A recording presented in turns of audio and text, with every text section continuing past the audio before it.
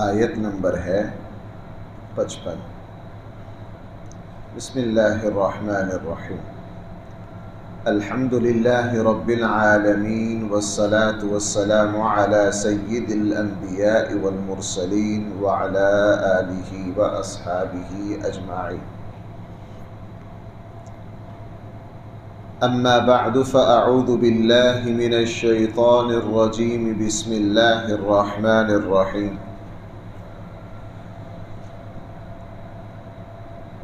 قال اجعلنی علی خزائن الارض انی حفیظ علیم وكذلك مكنا ليوسف في الأرض يتبوأ منها حيث يشاء نصيب برحمتنا من نشاء ولا نضيع أجر المحسنين ولأجر الآخرة خير للذين آمنوا وكانوا يتقون۔ صدق اللہ مولانا العظیم۔ سیدنا یوسف علیہ السلام نے مصر کے بادشاہ سے کہا اجعلنی علی خزائن الارض، مصر کے آمدن اور خزانوں پر مجھے مقرر کر دیجئے، وزارت خزانہ مجھے دے دیجئے تاکہ میں مشکل حالات کا انتظام کر سکوں۔ یوسف علیہ السلام نے خود سے یہ کیوں کہا کہ مجھے یہ عہدہ دے دیجئے؟ صحیح احادیث میں نبی کریم صلی اللہ علیہ وسلم نے عہدہ مانگنے سے منع کیا ہے،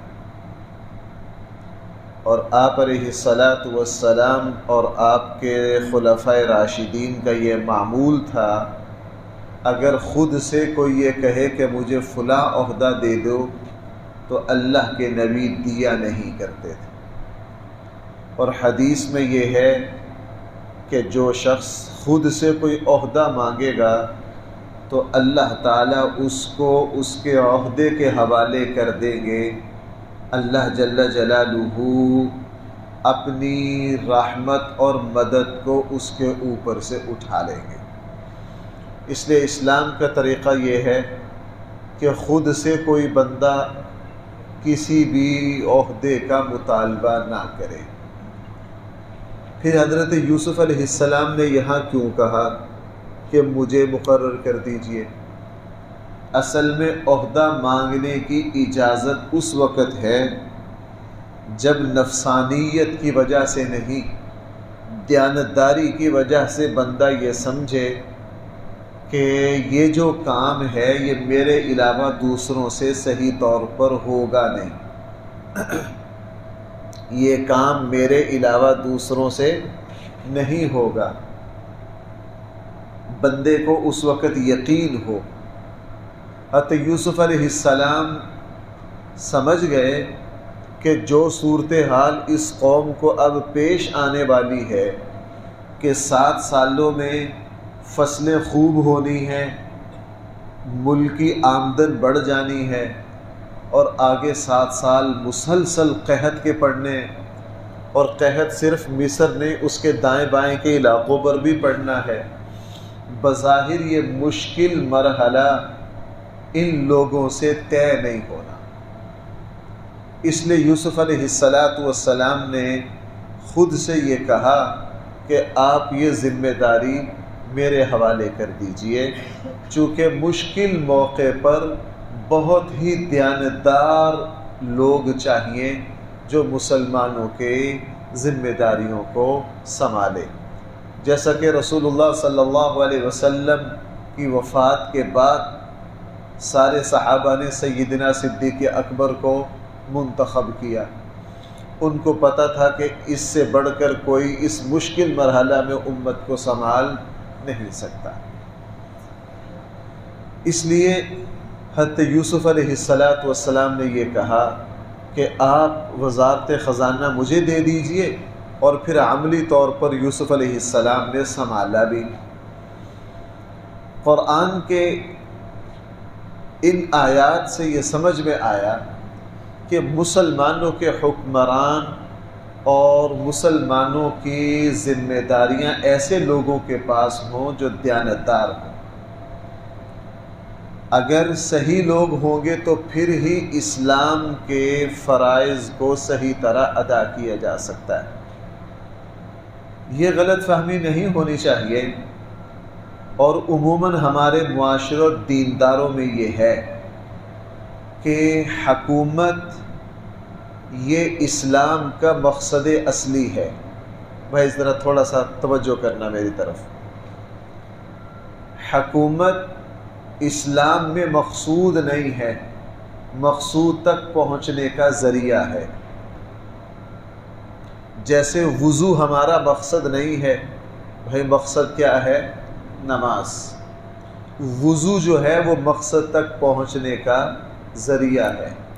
اسلام میں کچھ چیزیں مقاصد ہیں، کچھ چیزیں ذرائع ہیں، اسباب ہیں۔ اللہ کی بندگی مقصد ہے، نماز اس کی ایک شکل ہے، روزہ اس کی شکل ہے۔ اس لیے بھائی اسلام کی بنیاد کتنی چیزوں پر ہے؟ 5 چیزوں پر۔ حکومت انتظامی چیز ہے، اور حکومت کے ذریعے قرآن کریم کے احکام کو نافذ کیا جائے گا جو مقصد ہے۔ حکومت بذات خود مقصد نہیں، مقصد کے حاصل ہونے کا ذریعہ ہے۔ مثلا مقصد اللہ کی توحید ہے،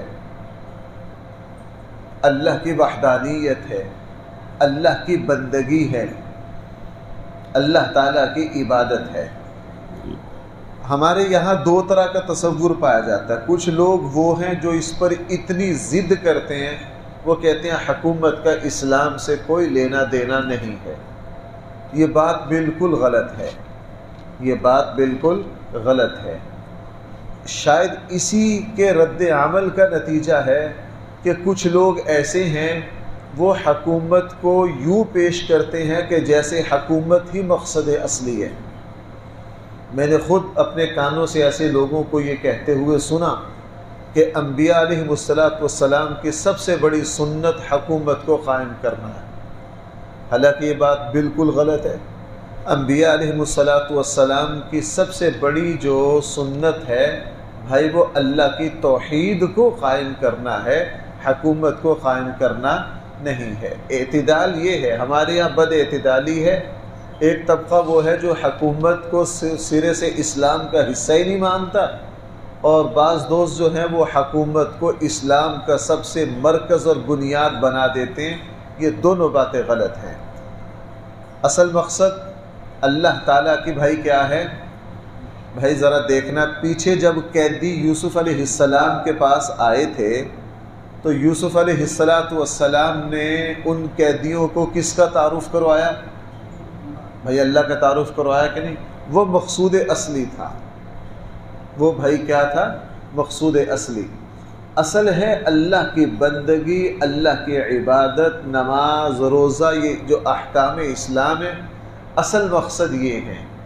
اور حکومت کے ذریعے چونکہ اسلام کے احکام کو اچھے طریقے سے نافذ کیا جا سکتا ہے، اس لیے حکومت اسلام کا ایک شعبہ ہے اور اسلام کا ایک حصہ ہے۔ یوسف علیہ السلام نے اس لیے یہ دیکھ لیا کہ اب جو مخلوق کے اوپر مشکل اور مصیبت آنے والی ہے، ان پر قحط پڑنے والا ہے، اور یہ مشکل میں یہ لوگ کچھ کر نہ سکیں گے، اس لیے خود سے فرمائش کی کہ آپ مجھے ہی یہ ذمہ داری دے دیجئے۔ چنانچہ ایسے ہی ہوا۔ حضرت یوسف علیہ السلام نے عرض کیا، فرمایا قال اجعلنی علی خزائن الارض، مجھے مصر کے خزانوں پر مقرر کر دیجئے، انی حفیظ علیم، یہ صورتحال بتانا تھا، کوئی دعویٰ کرنا نہیں تھا۔ بے شک میں پوری حفاظت کرنے والا بھی ہوں، علیم، اور اس فن کو اچھی طرح جانتا بھی ہوں۔ وَكَذَلِكَ، اسی طرح مَكَّنَّا لِيُوسُفَ فِي الْأَرْضِ، ہم نے حکومت عطا کر دی یوسف علیہ السلام کو مصر کی۔ میں بار بار عرض کر رہا ہوں، یہاں جہاں بھی اس رکوع میں عرض کا لفظ آ رہا ہے اس سے مراد بھائی کیا ہے؟ مصر ہے۔ مصر کی حکومت میں نے عطا کر دی۔ یتبوأ منہا حیث یشاء، وہ پھر مصر میں جہاں چاہتے ٹھہرتے رہتے، جو چاہتے کرتے۔ اس ٹکڑے سے سمجھ میں آیا کہ بعد میں پھر اللہ تعالیٰ نے، شروع میں تو یوسف علیہ السلام کو وزارت خزانہ ملی، اور بعد میں پھر اللہ تعالیٰ نے یوسف علیہ السلام کو مصر کی پوری حکومت عطا فرمائی۔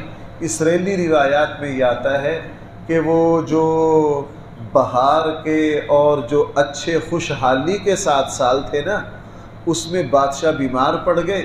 اب بادشاہ کو بڑی فکر لاحق ہوئی کہ اگلے 7 سال تو بڑے سخت آ رہے ہیں، میری قوم کا کیا بنے گا؟ تو جو اس وقت کے فرعون تھے، اس نے پھر یہ فیصلہ کیا، وصیت کی کہ میرے بعد یوسف علیہ السلام ہی مصر کے بادشاہ ہوں گے، اور جب مصر کے فرعون کا انتقال ہوا تو ان کی جگہ سیدنا یوسف علیہ السلام کو ہی بادشاہ بنا دیا گیا۔ یوسف علیہ السلام جب بادشاہ بنے تو پھر وہ 7 سال شروع ہو گئے جو اس علاقے پر قحط سالی کے تھے۔ قرآن کریم ارشاد فرما رہے ہیں، نصیب برحمتنا من نشاء، ہم اپنی رحمت عطا فرماتے ہیں جس کو چاہتے ہیں۔ اب یوسف علیہ السلام پر اللہ کی رحمتوں کی بارشوں کا نزول شروع ہوا ہے۔ اللہ جل جلالہ نے یوسف علیہ السلام کو مصر کی حکومت تک پہنچا دیا۔ بھائی یہ جو آگے والا ٹکڑا ہے نا، یہ ہے میرے اور آپ کے کام کا۔ قرآن کریم نے ارشاد فرمایا، وَلَا نُضِيعُ أَجْرَ الْمُحْسِنِينَ، ہم اچھائی کرنے والوں کے اجر کو ضائع نہیں کرتے۔ بھائی اللہ کیا فرما رہے ہیں؟ ہم اچھائی کرنے والوں کے اجر کو ضائع نہیں کرتے۔ اللہ تعالیٰ کے یہاں کسی بندے کی خوبی اور نیکی ضائع نہیں ہوتی۔ اللہ تعالیٰ نیک بندے کو اس کی نیکیوں کا پھل دنیا میں بھی عطا فرماتے ہیں، اور اس کی نیکیوں کا پھل بھائی آخرت میں بھی عطا فرماتے ہیں۔ جو بندہ متقی ہو، نیکی کرنے والا ہو، اللہ جل جلالہ اس کو دنیا میں ذلیل و رسوا نہیں کرتے۔ بھائی جس وقت ہمارے آقا صلی اللہ علیہ وسلم غار حرا سے واپس تشریف لائے اور لا کر حضرت خدیجۃ الکبریٰ رضی اللہ عنہا کو صورتحال بتائی، تو حضرت خدیجہ نے فوراً کیا کہا تھا؟ حضرت خدیجہ نے ہمارے آقا سے یہ عرض کیا تھا، آپ یتیموں کی کفالت کرتے ہیں، مسافروں کی خدمت کرتے ہیں، بیواؤں کا خیال کرتے ہیں، آپ مہمان نواز ہیں، آپ کمزوروں کو مدد دیتے ہیں، آپ بھوکوں کو کھانا کھلاتے ہیں، اور جو بندہ یہ کام کرتا ہو اللہ تعالیٰ کبھی بھی اس کو ضائع نہیں کرتے۔ وہ اللہ تعالیٰ کبھی بھی اس کو ضائع نہیں کرتے۔ میں نے زندگی میں ایک صاحب کو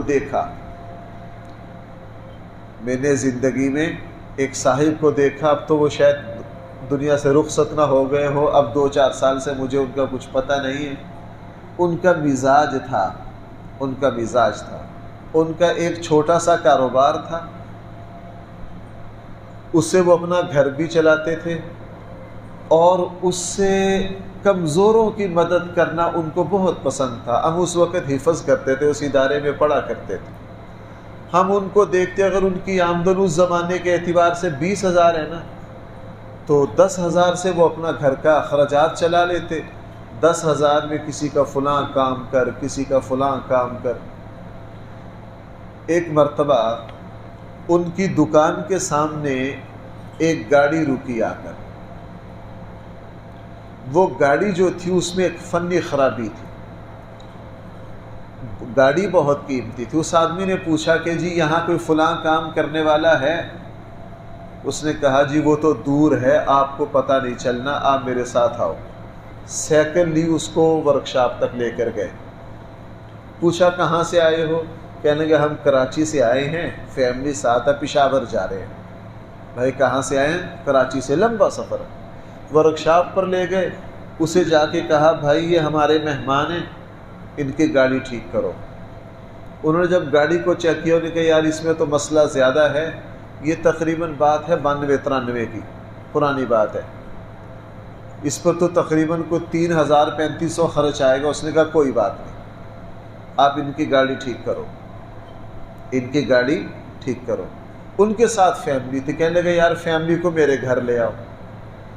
اب فیملی کو اپنے گھر رکھا، ان کی اچھی طرح خدمت کی۔ وہ پہلے فیملی والے تھوڑے سے ڈرے، لیکن جب انہوں نے حلیہ دیکھا ماشاءاللہ بہت اچھے انسان ہیں، تو وہ جو گاڑی والے تھے، فیملی تھی، ان کی بیٹیاں، ان کی بیوی ساتھ تھی، بچے ساتھ تھے، وہ سمجھ گئے یار یہ بندہ اچھا ہے۔ اپنے گھر میں ٹھہرایا، ان کی دبا کے خدمت کی اور گاڑی ٹھیک کی، رات ان کو اپنے پاس رکھا۔ اگلے دن ان کو رخصت کیا اور کہہ دیا کہ جب پشاور سے سیر کر کے واپس آؤ، پھر بھی کوئی مسئلہ نہیں، میں حاضر ہوں میرے یہاں ٹھہرنا۔ وہ واپسی پر بھی ٹھہرے۔ جب واپسی پر ٹھہرے، انہوں نے صورتحال معلوم کی یہ بندہ کون ہے۔ اس کو نماز پڑھنے آتے جاتے، وہ چونکہ 2 راتیں کراچی کا جو آدمی تھا یہاں ٹھہرا، اس نے آتے جاتے نماز پڑھتے پوچھا یہ بندہ کون ہے۔ امام صاحب سے پوچھا، اس نے کہا یار یہ تو ہمارے محلے کا فرشتہ ہے، یہ تو کیا ہے، ہمارے محلے کا فرشتہ ہے۔ دوسرے سے پوچھا، اس نے کہا یار یہ ہمارے محلے کا بہت اعلیٰ انسان ہے، اس کا تو ساری زندگی یہ کام، اس کو کہیں کوئی کسی کو ضرورت ہو یہ ہر وقت حاضر ہے۔ وہ بندہ واپسی پر بھی ٹھہرا، کراچی چلا گیا۔ کاروباری آدمی تھا، دوبارہ کو 3-4 مہینے کے بعد دوبارہ آنا ہوا، پھر ٹھہرا۔ اس کو اندازہ ہو گیا کہ یہ بیچارہ اپنی جیب سے، اس کو مخلوق کی خدمت کا بہت شوق ہے۔ کیا ہے؟ بہت شوق ہے۔ قرآن کہہ رہا ہے وَلَا نُضِيعُ أَجْرَ الْمُحْسِنِينَ، ہم اچھائی کرنے والے کی نیکی کو کبھی بھی ضائع ہونے نہیں دیتے۔ تعلق قائم ہو گیا، اور پھر اس بندے نے اس کو ایک بہت بڑا رفاہی ادارہ بنا کر دیا، اس کا بہت بڑا بچت۔ اسے کہا یہ لو بھائی۔ اسی بندے نے پھر اس کو حج پر بھی بھیجا، اس کو ذاتی طور پر بہت بڑا کاروبار بھی کر کے دیا، اور ایک رفاہی ادارہ بھی بنا کر دیا۔ اب بھی گجرانوالہ میں وہ رفاہی ادارہ ہے۔ اب اللہ تعالیٰ نے 2 فائدے دیے، اس مخلوق کی خدمت کا اس کے اندر جذبہ تھا، اللہ نے اس کا بھی ادارہ دے دیا، اور کراچی کے ایک بندے کو بھیج کے اللہ نے ذاتی طور پر اس کو کاروبار بھی بہت دے دیا۔ اب ماشاءاللہ کاروبار بھی بہت وسیع ہیں، اور وہ جو خدمت خلق کا جو سلسلہ تھا وہ بھی بہت اعلیٰ ہے۔ اللہ تعالیٰ نے اس کے بدلے میں آخرت بھی دے دی، اور اس کے بدلے میں اللہ تعالیٰ نے دنیا کی نعمتیں بھی دے دی۔ میں نے آپ سے عرض کیا کہ یہاں قرآن لفظ استعمال کر رہا محسنین، جو بندہ نیکی کرے گا اللہ تعالیٰ اس کی نیکی کو کبھی بھی ضائع ہونے نہیں دے گا، اللہ تعالیٰ اس کی نیکی کو کبھی بھی ضائع نہیں ہونے دے گا۔ کراچی کے ایک عالم ہیں، آج کل یوٹیوب پر بھی ان کے بہت آتے ہیں، بہت فقیر آدمی ہے، بڑے صاحب علم، ایک ادارے میں پڑھاتے تھے اور حدیث قرآن بڑے بڑے اسباق پڑھایا کرتے تھے۔ کسی وجہ سے ان کو ادارے سے نکال دیا، تھے متقی پرہیزگار۔ اب 70-80-100 طالب علم ان کو کہنے لگے استاد جی ہم نے تو آپ کے پاس ہی پڑھنا ہے۔ کہنے لگے بھائی میں تو فقیر آدمی ہوں، میں تو تمہارا کوئی انتظام نہیں کر سکتا، ہاں کراچی کے باہر کی کچی آبادی میں میرا ایک پلاٹ ہے، وہاں آ جاؤ، وہاں چھپر ڈال کے میں تمہیں پڑھا دیتا ہوں۔ اب یہ عالم دین بھی دیہاتی بندے تھے، ابھی حیات ہے، اس وقت یوٹیوب پر بڑے مشہور ہیں، اور بڑے میں نے ان کا ادارہ دیکھا ہے، بالکل جنگل میں جی، ان کا پلاٹ تھا کوئی 10-12 مرلے کا کچی آبادی میں، وہاں سیدھا سا چھپر ڈالا، ان بچوں کو مفت پڑھانے لگے، ان کو کہنے لگے بھائیو نہ میرے پاس تمہارا کھانا ہے نہ اپنا کھانا ہے، بغیر پنکھے کے بغیر پانی کے اسی طرح گزارا کرنا ہے۔ یہ 70-80 طالب علم اچھا پڑھا کیا رہے ہیں، ان کو بخاری شریف پڑھا رہے ہیں، بڑے بڑے اسباق پڑھا رہے ہیں، اور استاد بھی کوئی نہیں، آپ میں سے جو ٹیچر ہیں ان کو پتہ ہے بندہ 2-4 پیریڈ پڑھا سکتا ہے، 20-20 پیریڈ ایک بندہ نہیں پڑھا سکتا۔ تو 24 سبق 24 گھنٹوں میں اکیلے پڑھا رہے ہیں۔ وہ فضول سی جگہ، گرد و غبار، مٹی، نہ کوئی لینا نہ کوئی دینا۔ روٹی کے بارے میں بھائی اب میں تمہیں کیا کروں، طالب علموں کو کہتے ہیں یار جس کو جہاں کو محنت مزدوری کرو۔ اب تقریباً 7-8 مہینے اسی طرح کام کرتے رہے فخر و فاقہ سے۔ وَلَا نُضِيعُ أَجْرَ الْمُحْسِنِينَ، جو اللہ کے لیے کام کرتا ہے بھائی اللہ اس کو ضائع نہیں ہونے دیتے۔ 7-8 مہینے کے بعد وہاں سے ایک صاحب گزرتے تھے، وہ کہتے تھے یار یہ عجیب لوگ ہیں، زمین پر بیٹھ کر پڑھ رہے ہیں، گرد و غبار اوپر پڑ رہا ہے۔ اس نے 2-4 دن جائزہ لیا، اس نے کہا یار ہم نے تو اصحاب صفہ کا ذکر پڑھا تھا، ان کے حالات تو بالکل ان جیسے ہیں، یہ بیچارے زمین ہی پر سوتے ہیں، ان کے بستروں پر مٹی دیکھو، بارش آتی ہے ان کا برا حال ہے، چھپر ہے۔ تو اس نے ان مولوی صاحب کو کہا مولوی صاحب آپ کہاں سے آئے، ساری صورتحال معلوم کی۔ پہلے ہی موقع پر اس نے جہاں وہ تھے دائیں بائیں جگہ تھی، ان کو 4-5 کنال جگہ خرید کے دی، 4-5 کنال جگہ خرید کے دی، اور ایک اتنی رقم ان کو ادا کی جس سے وہاں بہترین عمارت بن جائے۔ میں اس زمانے میں نے ان کا وہ صورتحال دیکھی ہوئی تھی۔ اب میں کراچی جب گیا تو میں نے وہ ادارہ دیکھا، میں ادارہ دیکھ کر حیران رہ گیا۔ تقریباً 1.5-2 ایکڑ میں کروڑوں روپے کی تعمیر۔ اب میں وہاں نماز پڑھ رہا تھا، چونکہ میں اس ادارے کی ابتدائی صورتحال کو جانتا تھا کہ یہاں تو صورتحال یہ تھی کہ یہ بیچارے کھلے پلاٹ میں سوتے تھے، جب آندھی آتی تھی تو ان کا برا حال بارش میں، لیکن چونکہ وہ اللہ کے لیے نیکی کرتے رہے تو بھائی اللہ تعالیٰ کسی کی نیکی کو ضائع ہونے نہیں دیتے۔ جو بندہ اللہ کے لیے کام کرے گا، اخلاص کے لیے کرے گا، کوئی بھی دین کا کام کرے گا، اللہ جل جلالہ اس کو سنبھالیں گے، اس کو برکتیں دیں گے۔ اللہ تعالیٰ اس کو دنیا کی برکتیں بھی دیں گے اور اللہ تعالیٰ اس کو آخرت کی برکتیں بھی دیں گے۔ اس لیے قرآن نے فرمایا وَلَا نُضِيعُ أَجْرَ الْمُحْسِنِينَ، ہم اچھائی کرنے والوں کے اجر کو کبھی بھی ضائع نہیں کرتے۔ یوسف علیہ السلام مسلسل اچھائی کے راستے پر چلتے رہے، اللہ نے پھر ایسا موقع دیا کہ لو اب ہم نے تمہیں مصر کا بادشاہ بنا دیا، اب اللہ کی مخلوق کی جتنی خدمت کرنی ہے کرو۔ یہ تو ہو گیا دنیا کا معاملہ، اب آگے آخرت۔ وَلَأَجْرُ الْآخِرَةِ خَيْرٌ، آخرت کا اجر تو بھائی کیا ہے، بہت ہی بہتر ہے۔ کس شخص کے لیے؟ لِلَّذِينَ آمَنُوا، جو ایمان لائیں گے، وَكَانُوا يَتَّقُونَ، اور پرہیزگاری کریں گے۔ اللہ تعالیٰ ان کو آخرت بھی دیں گے، اللہ تعالیٰ ان کو دنیا بھی دیں گے۔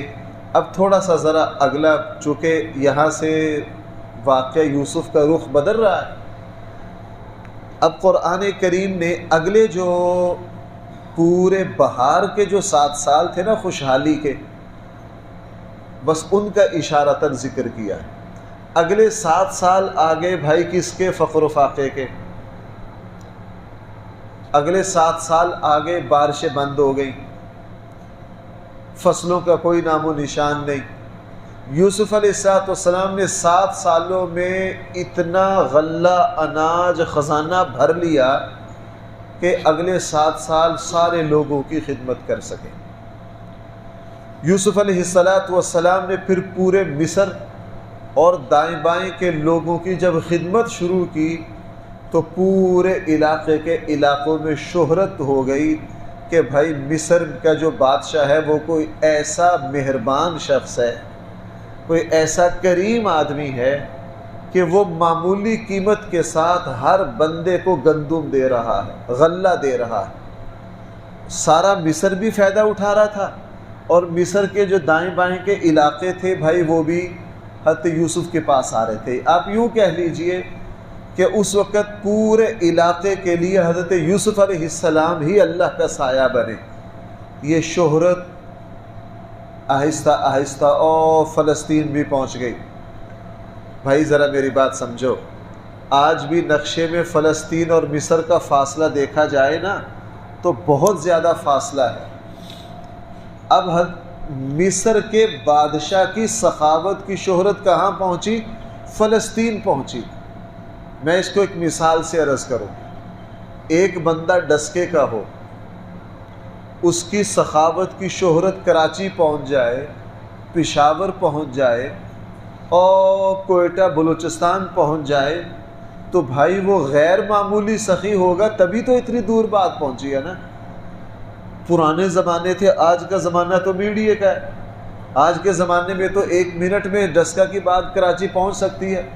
پرانا زمانہ تو بھائی وہ تو بہت ہی پرانا ہے، یوسف علیہ السلام کا زمانہ، پتہ نہیں آج سے 2000 سال ہے یا کتنے، اس سے بھی زیادہ ہے۔